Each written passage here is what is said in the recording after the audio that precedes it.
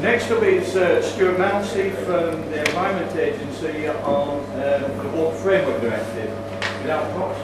Without props, and I'm not going to sing. So Go for it. Go for it, Stuart. give us a tune. I don't think so.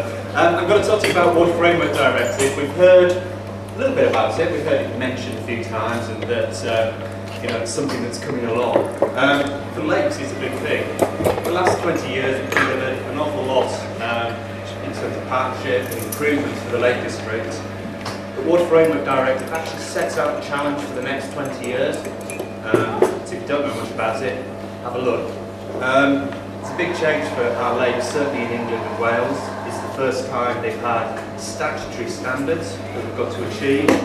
It's the first time we've really had to put monitoring programs in place, and actually I do have some props. There's some guys out there with the most enviable jobs in the world, sailing out in our lakes doing monitoring.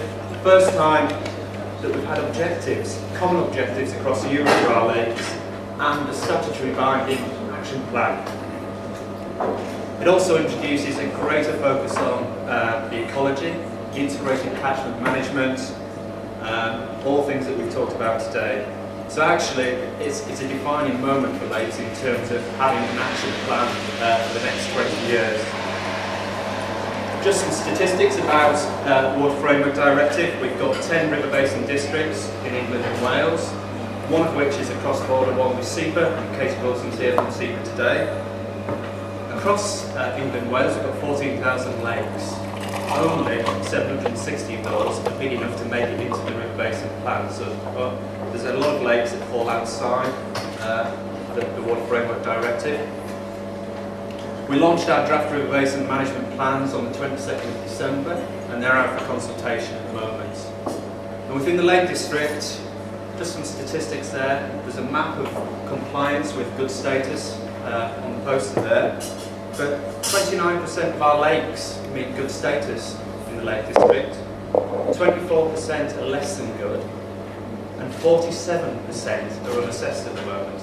So some big challenges there. A, to get the ones that are not good up to good, and the other challenge is around monitoring, in particular monitoring the challenges around the ecological monitoring.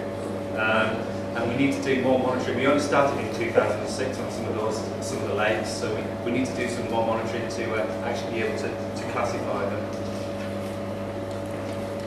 If you look at the issues on the water bodies that aren't, or the lakes that aren't meeting good status, we've already heard about them, and we're trying to tackle those through the plan. Climate change, what happens when the temperatures increase, what happens when the rainfall patterns change. Population growth. The Lake District here supplies 40% of the water for the region. We're predicting another 1 million people by 2035. How do we stop any deterioration in our lakes with that sort of demand for water combined with climate change? Another big challenge is invasive species, not only in terms of restoration, in terms of invasive species, but also in terms of stopping new species coming in. A real big challenge for us. We've heard about pollution, sewage, the mining legacy that we've got, and diffuse pollution from farming. So we've got some big challenges there which are addressed in the plan. What the plan does is set out what we want to do. It sets us a legal framework, but actually the most important thing, and the thing that we've talked about for the entire conference, is we need strong leadership to deliver that plan. And I think John and Bob have shown sort of that strong leadership in the Lake District. We need to transfer that elsewhere in the country. We need strong partnerships. Again, we've got some great examples of that across the world that were shared at the conference. And I think it's part of the debate that we've just had. We really do need to engage our local community in delivering this plan. It's not about regulation, it's about getting people to deliver for their local environment, their local water environment. Thank you very much.